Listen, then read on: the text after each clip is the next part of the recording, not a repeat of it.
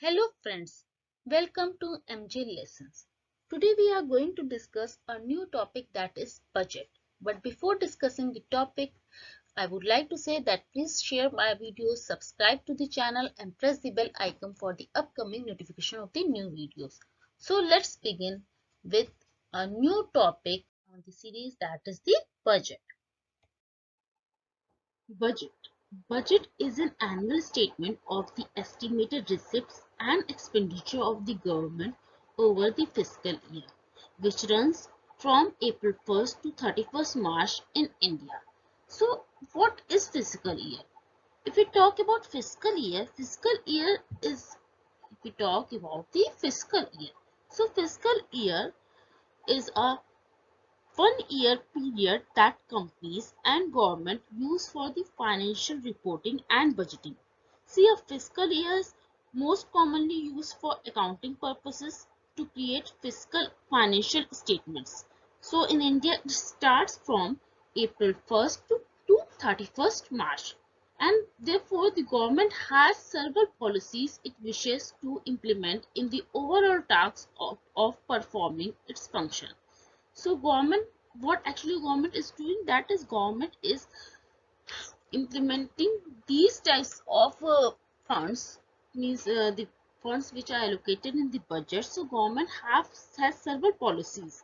So for that, it wishes to implement the overall performing of the tasks, the duties, the functions through the allocation of the funds, and it is the proper allocation of the funds, and where the funds have to be allocated and how much is to be allocated is mentioned in the budget.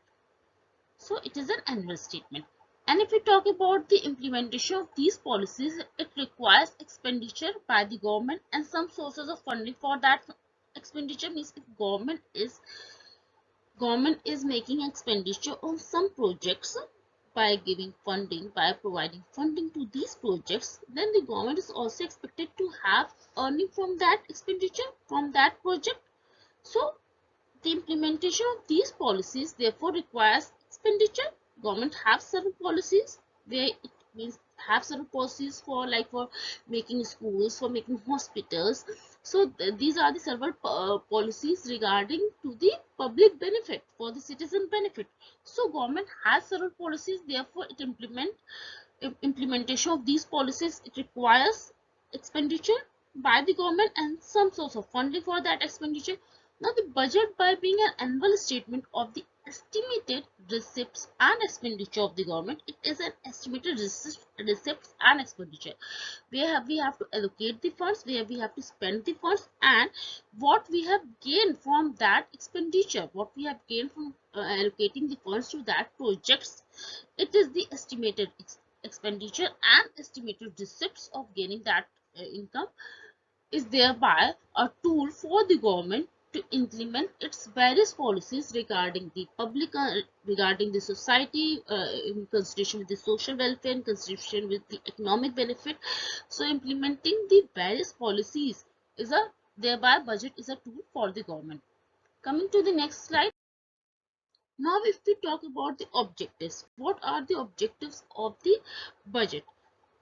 So basically, the objectives that are pursued by the government through the budget are as follows. Firstly, activities to secure a reallocation of resources. Second, redistributive activities. Third, stabilizing activities. Fourth, management of public enterprises. So one by one, we are going to discuss the various objectives of the government through the budget, that are pursued by the government through the budget. So, firstly, the activities to secure a reallocation of resources means the government has to reallocate resources in line with the social and economic consideration in case the market fails to do so or does so inefficiently. So, basically, what is the objective of the government through the budget, through the making of the budget, is to secure the reallocation of resources. Means where we have to allocate the resources, where we have to reallocate these resources in line with the social and economic consideration. Social and economic consideration means for the benefit of the society and through the implementation of the various policies and the funds allocation and the resources allocation, there should be an economic gain. So means if the government is implementing some policies, and regarding that policies the allocation of the funds have to be made, then or the allocation of the resources have to be made, then it is also benefiting the society, that policies, that projects benefiting the society. And also government have to earn something from that project. Like if government is making facility for the transportation, for the making of the metro, for the building of the metro roads, so government is trying to have a benefit for the people, for the society, so that people can easily uh, commute from one place to other. But and also a developing nation is to be made, a developed nation is to be made, and so for that the government is trying to make a society society upgradations by development, by uh, means by various types of programs, facilities to be made for the benefit of the public, for the benefit of the citizens. So but what the government is also seeing that through these projects government is also earn from earn something. Like if the government starts the metro, it is for the benefit of the society, it is for the benefit of the citizen, but it is also making some gain, it is also making profit. It is because for if it is not making profit, if it is made for free, or if it is making losses, then government funds are not utilized properly. And secondly, if the profits are not generated from these projects, then how the government is again put some other put the funds from which is in this in the manner of the receipts from that particular projects to some other project, right? So government is trying to have an economic benefit through these projects also. Then redistributing activities, that the government redistributes the income and wealth. It redistributes the income and wealth to reduce inequalities, right? So that the upper class, middle class, and the lower class, the inequalities in between this, the digital divide in between the rural and the urban. So government is redistributing the income and wealth so that it reduces the inequalities by expenditure on the social security, on the food means on the social security, on the food subsidies, and on the public works. On the public works also, like the public works like making of the roads, making of the constructions, so all the nuclear power plant, all this on the public works for the benefit of the public. And for the social security, for the food subsidies, and like on the LPG subsidy, so government it redistributes the income and wealth through the budget so that it reduces the inequalities between the classes of the society. And therefore it is through the expenditure on the social security projects, like for health, for other things, and for the subsidies of what I have also mentioned, and the public works. And now it stabilizes the activities, means the government tries to prevent business fluctuation. Like through the budget, what is government is trying to make that the business fluctuations is like in we see in the last 2 years there is a pandemic, right? So business is fluctuating, profit is not made. So government is trying to make such type of means government is trying to make allocation to such type of projects mentioned in the budget, so that if the business is making losses or something, or if the business is fluctuating, then the economic stability of the country is not hampered, or it comes under balance, right? So it maintains economic stability, that is high level of employment through the various projects, and price should be stable. Price of the different products, the minimum, the basic products which the uh, which a particular person needs, so that like if you talk about the salt, so price should be stable for the basic products, and for the various subsidies to be also provided for that, and for and the level of employment should be raised so that through these type of projects, various projects, so that the unemployment level decreases. So stabilizing, balancing the activities. Now, if we talk about the management of public enterprises, then so through the management of the public enterprises, government undertakes commercial activities that are of the nature of the national monopolies, heavy manufacturing, etc. Now through its public enterprises. So if you see that government, it undertakes the various commercial activities, what I have already mentioned, the various commercial activities that are of the national monopolies. Like we talk about the railways. Railways are coming under the national monopoly. So government is trying to have that type of commercial activities. So it undertakes that type of commercial activities which come under the national monopoly. Like if we talk about the railways monopolies, means that a particular person is the seller, or particular company or particular organization is the seller of that type of product. And in India, it is the railways, and before also it is the electricity department. But now the some units of the electricity department is also made by the private sector, by the Reliance. And therefore it is through the public enterprises. If we talk about the various power plants, nuclear power plants, it is also coming under the national monopoly. Actually, national means it automatically comes under monopolies because there is no other seller for that particular, means no other organization, no other companies is putting funds, is allocating funds to these types of projects. So they usually come under the state regulation. These types of projects, like if we talk about the particular power plant, come under the state regulation, because if it left unregulated, there will be a tendency of the monopolist to curtail output in pursuit of the profit maximizing behavior. So it should be regulated by the state, and because if it is unregulated, then the monopolist is curtail output in pursuit of profit maximizing behavior, thereby lowering the social welfare, right? Society welfare is reduced because everybody is trying to make profit out of these things, and government main focus is on the social benefit. It is main focus is on the society welfare. So therefore it is regulated, and so that the monopolist or the other parties do not curtail output from that type of projects, do not means not of a pursuit in making the profit maximizing behavior. So that should be regulated.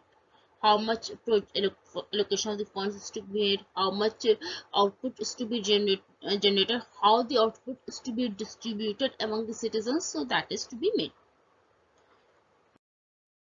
So as we see that budget receipts shows a detailed summary of the revenue and capital receipts of the government.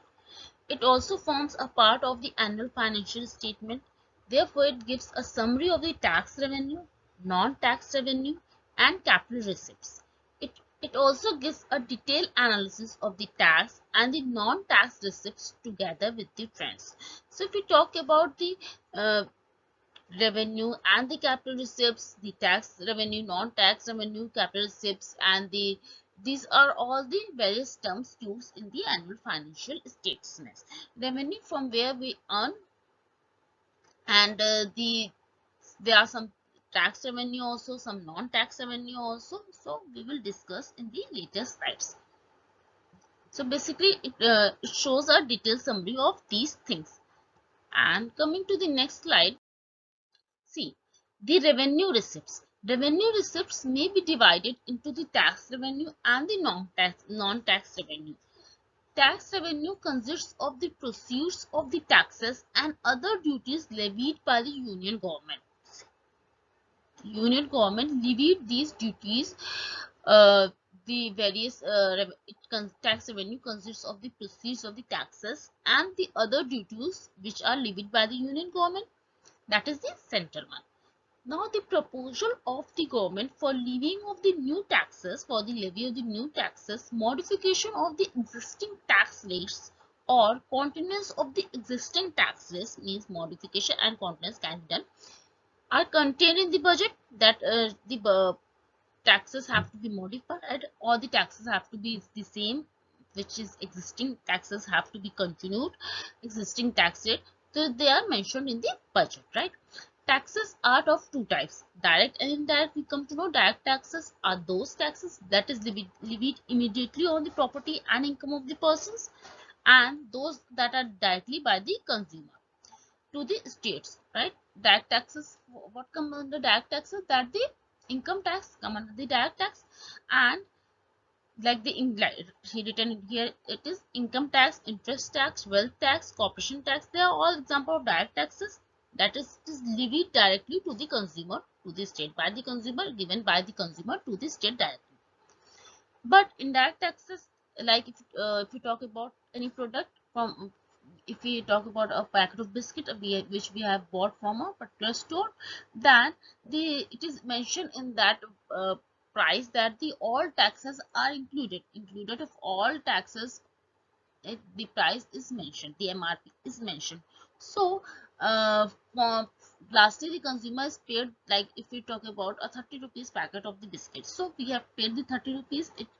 That 30 rupees include of all the taxes, all the duties which are mentioned from the manufacturer to the wholesaler to the retailer to the taxes, everything is completely everything is included in that price.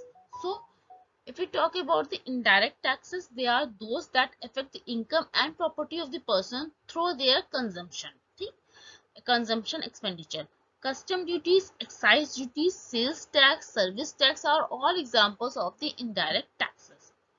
Indirect taxes are levied on the goods and services which people consume and are hence indirectly taxing income at the time when the income is spent, right? So custom duties, excise duties, sales tax, service tax, they are all example of indirect taxes, and they are levied on the goods and services which people consume, like in case of packet of biscuit, and are hence indirectly taxing the income. It is included, MRP is included of all the taxes. So we are not like in that taxes we pay, like in if we talk about the road tax, we are actually paying the tax, we are paying the water tax directly to the state, that this it is a tax which we have to pay. But in the some in products what it is just, it included all that type of tax in the MRP itself, then we are paying indirectly the taxes at the time when the income which is spent, when the buy the product, that time we are paying the taxes indirectly because the taxes are included in the MRP itself. So, while direct taxes are compulsory and cannot be escaped, a person can avoid paying indirect taxes by refraining from entering into the particular transactions that leads to the tax being levied. Example, a person can avoid excise duty on biscuits by merely avoiding purchase of biscuits. So, while direct tax is compulsory and it cannot be escaped, we have to pay it, but a person can avoid paying indirect taxes by refraining from entering into particular transaction if it is not means buying a particular packet of biscuit, or if it is not consuming any type of products, then it is refrain it it's just it should means that person have not to pay the indirect tax if it is not consuming that particular product. But if it is in case of direct taxes, like in case of road tax, if you are not using the road for 1 month, means it is not possible. But if we are not using that road for 1 month, then also we have to pay the taxes, right? That is the direct tax. But in case of indirect tax, if we are not using that particular product, we don't have to pay the we don't have to pay the price of that product, and therefore we don't have to pay the taxes, that is the direct taxes for that particular product. So we can escape from indirect taxing by not entering into a particular transaction, but we have to be paid the direct taxes which are compulsory. Coming to the next slide, non-tax revenue consists of all other revenue receipts. They are may be of the following types, like the commercial revenue is revenue received by the government in the form of the prices paid for the government supplied commodities and the services. Now this includes the payment for postage, tolls, interest on funds borrowed from government, credit corporations, electricity, railways, services, etc. So if we talk about the non-tax revenue, it consists of all other revenue receipts. They may be of the commercial revenues, like they may be of the following tax, like the commercial revenue. If you talk about the commercial revenue is revenue received by the government in the form of the prices that is paid by the government, supplied by the commodities and services that are being supplied. Means if it is talked about the commercial revenue, the government in the form of prices paid, means it received by the government through the prices paid by the government supplies, like commodities, services like the food grains, everything. This includes the payment for postage, tolls, interest on funds borrowed from the government and credit corporation, electricity, railways, etc. And now another source of revenue is interest and dividends on investment made by the government, that is the various shares to various shares, for the debt, for the preference share, the interest and dividends, that is interest and dividends on investment that is made by the government.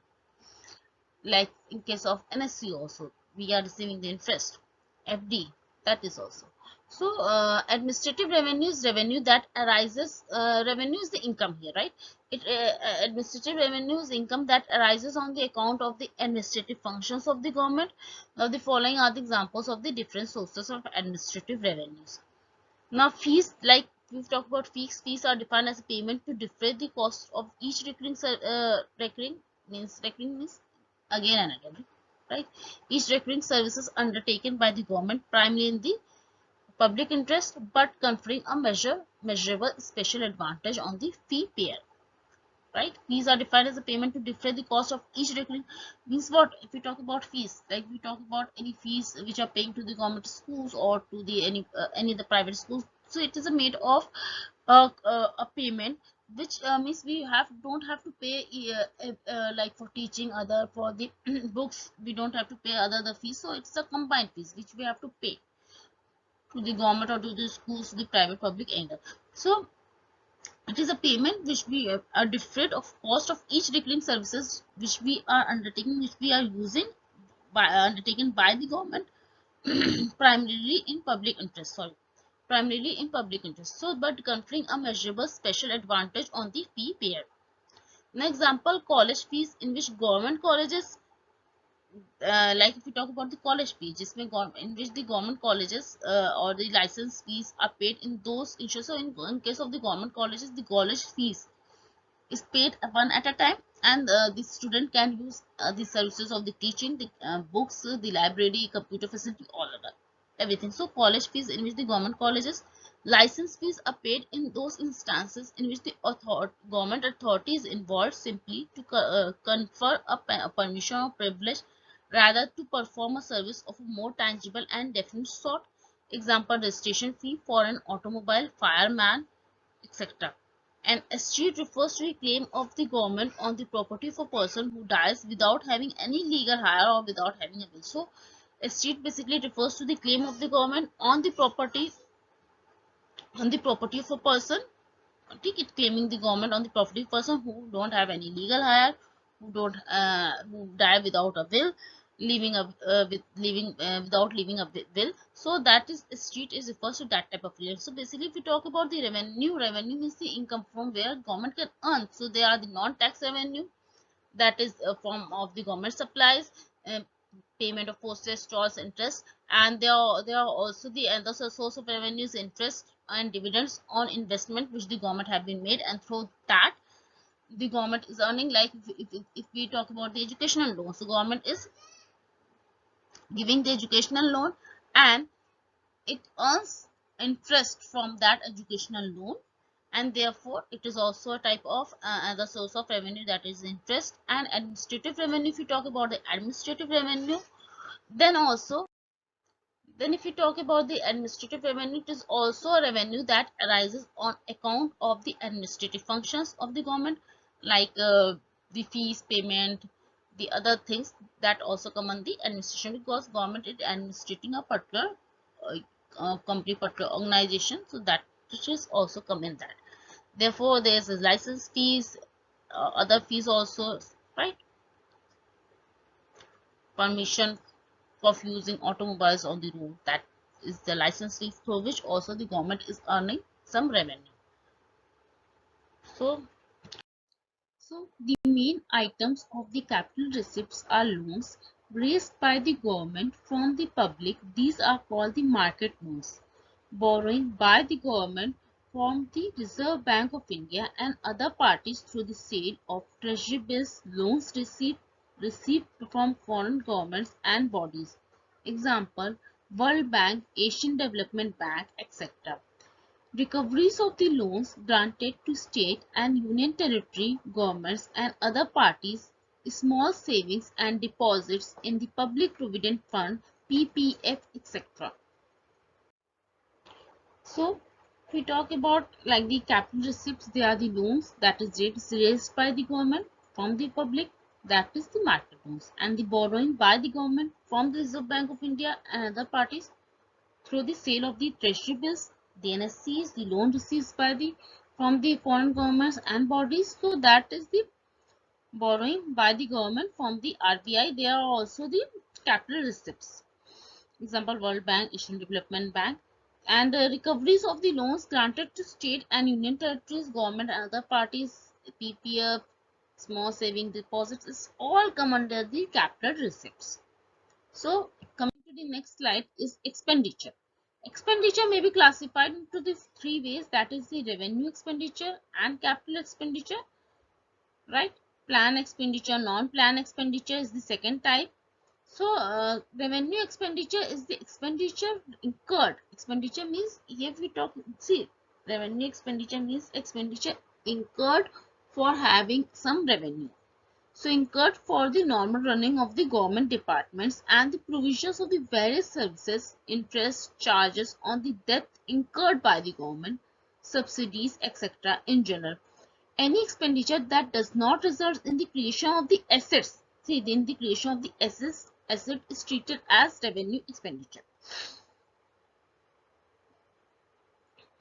And however, all grants given to the state governments are treated as revenue expenditure, even though some of the grants may be seen maybe for the creation of the assets, but it is mentioned it does not result in the creation of the assets, though some results in the creation of assets, but it is mainly revenue expenditure. Means a grant given to state governments treated as revenue expenditure only it is incurred for the normal running of the government departments and provisions of the various services or interest charges on debt incurred by the government or subsidies, etc.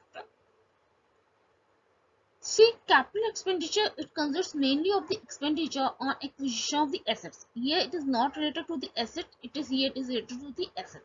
Assets like land, building, machinery and equipment, investment in shares and loans and advances granted by the government to state and union territory governments, government companies, corporation, other means parties, other government bodies. So capital expenditure is done for the acquisition of the assets, for the creation of the assets like on the land and building, but revenue expenditure is basically the incurred for the normal running of the government departments, right?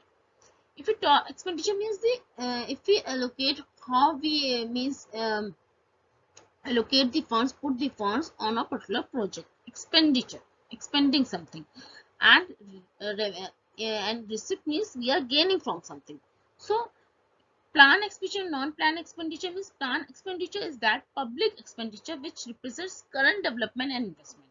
Plan, it is planned. Okay, current development and investment outlays that arises due to the planned proportion, and non-plan is all other expenditure which is non-planned. It is plan expenditure means we have planned where we have to allocate the funds, where we have to invest the funds in that particular public expenditure which represents the current development and investment outlay. And the non-plan is something which come, an expenditure or investment which come in between. There is some emergency through which we have, it is not planned, the expenditure is not planned in the budget, but there are some contingencies coming in, means like if we could talk about the corona, if we talk about any other COVID pandemic, any other type of contingency, outbreaks of the war or the flood or something, like if there's contingent any types of emergency kind of contingency occur, so there is a plan, non-plan expenditures also mentioned. So it is all other expenditure, and planned expenditure means a particular expenditure or investment which is made to particular project for running the government department, for the schools, for any other things. So it is a planned expenditure, means allocation of that much of fund to a particular projects. And the revenue expenditure means it is occur for the normal revenue of the government departments without the creation of the assets. And capital expenditure is meant, it is the investment or the expenditures made for the creation of the assets like the machinery, equipment, buildings, etc. Right? Now the development and non-development expenditure. Development expenditure includes the planned expenditure of the railways, right, for the development, post, telecommunication, and departmental commercial undertakings, which are financed out of their internal and extra budgetary resources, including market borrowings and term loans from the financial institutions to the state government public enterprises.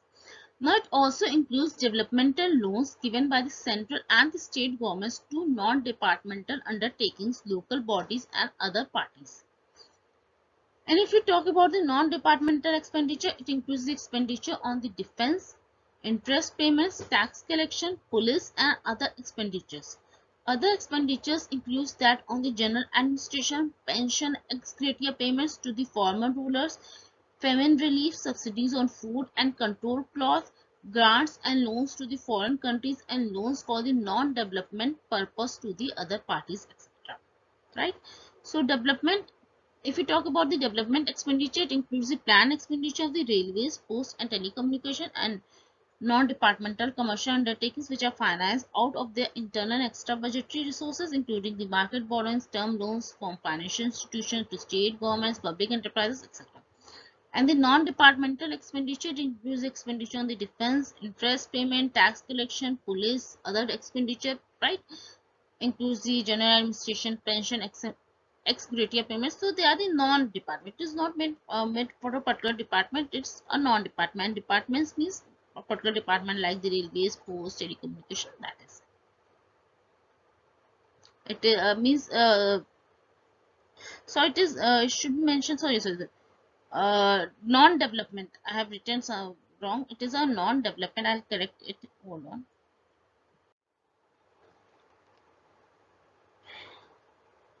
So it is a non-developmental expenditure. Development expenditure is made for particular. It is a planned expenditure for the railways, post and telecommunication, and non-development means it is not made for.